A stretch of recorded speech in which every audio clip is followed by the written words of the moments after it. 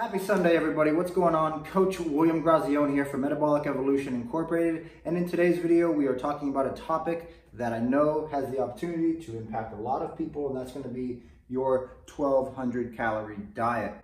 Now, before we go into the meat and potatoes of this video, I just want to go ahead and highlight something really quick in the simple fact that all of you who watch this video, you guys know somebody who is likely doing something like this, okay? Now, my rationale behind creating this video is to bring some more awareness to those individuals. So if you happen to know somebody who may be partaking in a very extreme caloric deficit, or a diet that is not intended for them, then I would urge you to try to share this video with them just to create some more awareness and some more education within our diet culture, because this kind of diet within our diet culture has been popularized over the last 30 years.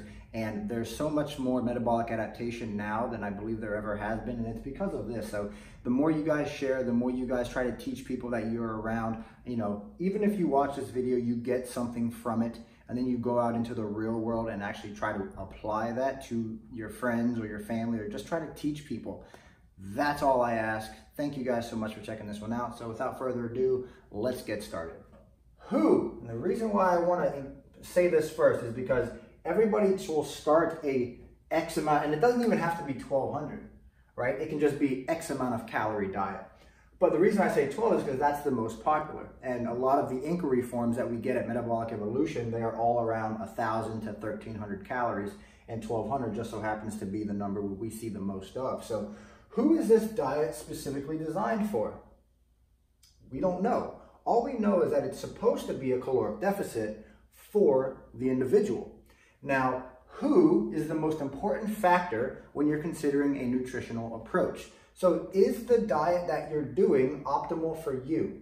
Is the diet that you're doing taking into consideration your basal metabolic rate or your resting metabolic rate, okay? Now, essentially what these things are is the rate in which your metabolism burns calories on a 24-hour time period based off of your energy balance. So the amount that you're taking in versus the amount that you're putting out.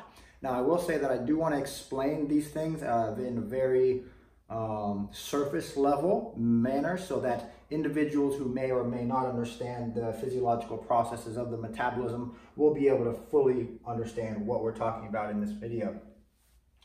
So within short-term loss, now we say short-term because a 1,200 calorie diet or a 1,000 calorie diet or a 1,500 calorie diet, depending on your rate in which your body metabolizes calories, can lead you to weight loss. Okay, it absolutely can.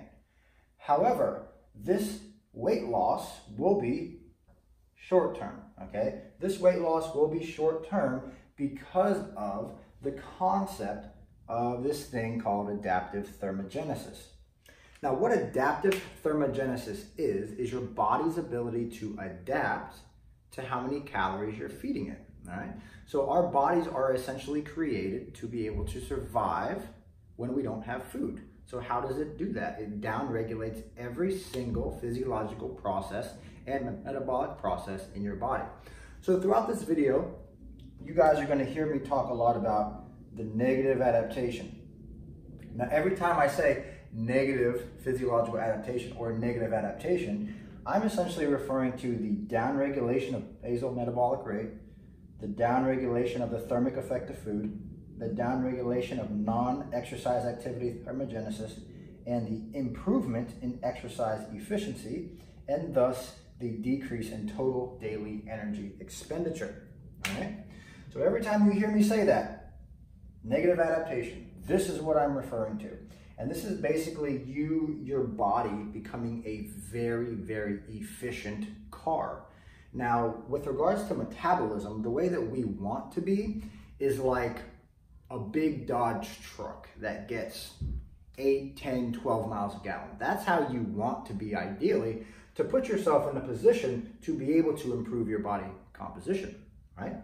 However, the longer we stick to these low-calorie diets and the more of this adaptive kind of thermogenesis occurs, we are basically taking ourselves and converting ourselves from this big Dodge truck that gets 10, 12 miles a gallon to essentially like Prius that gets like 45 to 50 miles a gallon, and you do not want to be there. So some people may see this exercise efficiency thing and they'll be like, oh, well, I'm going to become better at exercise. And you actually don't want to become better at exercise from a caloric perspective, because you're going to have to do more to essentially burn less. And this is your body trying to go into survival. So it's trying to actually conserve energy homeostasis.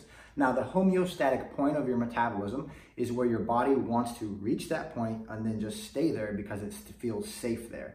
So essentially, your body's trying to preserve this energy homeostasis, and the more you typically will push it, the more hormones and the more of your metabolism will start to have negative adaptations, all right?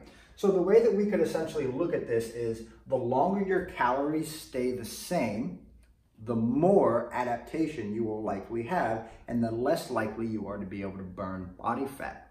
So why would you be less likely to burn body fat? Let's go ahead and talk a little bit about the hormones that actually are the gateway to allowing you to burn body fat. Because the majority of you who are watching this, likely you have tried a 1,200 calorie, 1,000 calorie, 1,300 calorie, 1,500 calorie, whatever the caloric range is, you've tried this type of diet and you have saw short-term loss.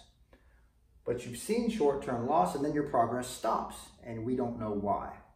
I'm going to talk to you guys about essentially why that happens right now. That has a lot to do with the hormone called leptin. Leptin. Now, what we know about leptin is that essentially when we go into a caloric deficit for roughly 7 days, you can have a downregulation of leptin by as much as 50%.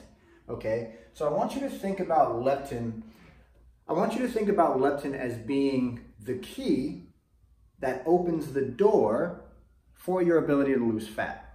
So if we have a downregulation of 50% in leptin in only 7 days in a caloric deficit, then your ability to lose body fat is drastically decreased the longer you stay in a caloric deficit. So leptin actually controls your body fat set point and regulates thermodynamics. Now, what thermodynamics are is your body's ability to create and generate heat. So you would think that somebody who has very good thermodynamics would have a really good basal metabolic rate or a really good resting metabolic rate. But if leptin is downregulated, then basal metabolic rate, resting metabolic rate, and all of these negative adaptations start to occur.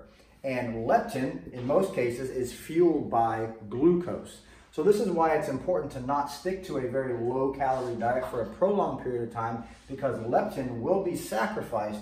And if leptin is sacrificed, then that has a negative impact on thermodynamics and your body's ability to preserve a high energy output. Instead, it then goes into survival mode and burns much less calories doing everything that you're used to doing. Thank you guys so much for checking out that video. I hope all of you found that extremely helpful. So the next time you guys go in to start a fat loss diet, please be very well aware that you can follow a low-calorie diet, but you can only follow it for a short period of time before these negative physiological adaptations from leptin and adaptive thermogenesis really start to kick in, and it slows down your progress. So my best advice for a lot of you who may be starting a diet like this is to always have a plan of action for what you're going to do afterwards. In our next video, we're most likely going to talk about ways that you can offset adaptive thermogenesis. Now, I also have some infographics and some posts on my Instagram, which I can go ahead and either post in this video, or I maybe already have posted in this video that may help you guys out a bit more. Much love, guys. Coach Will, and I'm out. Bye.